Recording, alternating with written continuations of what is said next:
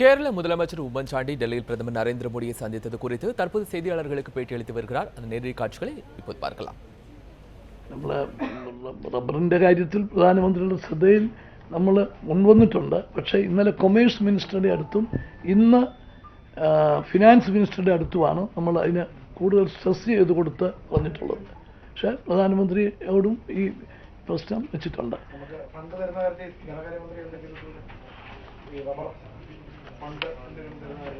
അതിനെ സംബന്ധിച്ചിടത്തോളം ഒരു പൂർണ്ണമായ രീതിയിലുള്ള ഇത് പറഞ്ഞിട്ടില്ല. പക്ഷെ നമ്മൾ കേരളം 300 കോടി രൂപ ഈ കാര്യത്തിന് വേണ്ടി മാറ്റിവെച്ചിരിക്കുന്നു.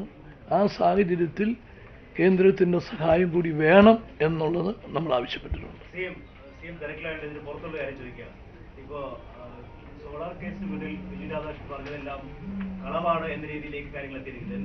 ഞാൻ ഏതായാലും ഡൽഹി വന്ന് ഇനി അത് പറയാൻ ഉദ്ദേശിക്കുന്നു. ഞങ്ങൾ 3 ദിവസം വളരെ ബുദ്ധിമുട്ടി ഇവിടെ വന്നതാണ്. നിങ്ങൾ ഇനി സോളാർ നാട്ടിൽ തന്നെ സോളാറാണ്. അപ്പോൾ അതുകൊണ്ട് ഇനി ഡൽഹി കൂടെ വന്നിട്ട് ഞാനില്ല. അതുകൊണ്ട് നമ്മൾ ഈ കാര്യത്തിന് വേണ്ടി സ്റ്റേറ്റിൻ്റെ കാര്യത്തിന് വേണ്ടി വന്നതാണ്. നിങ്ങൾക്കിത് വലിയ വാർത്തയാണെന്ന് എനിക്ക് തോന്നുന്നില്ല. കാരണം പിന്നെ ഇതാണ് എന്ത് ചെയ്യാൻ പറ്റും. അതൊക്കെ ഞാൻ പറഞ്ഞില്ല. ഞാൻ Sir, if you don't mind, can you just give us in brief in English about the Mullai Periyar related issue which you have discussed with the Prime Minister?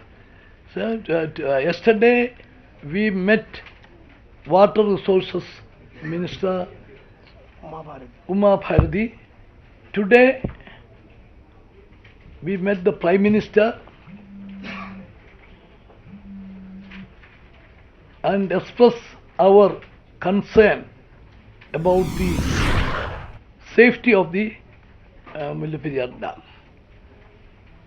In the context of the In the context of the heavy rain in Chennai, that is rain and flood, that is an eye-opener to all of us.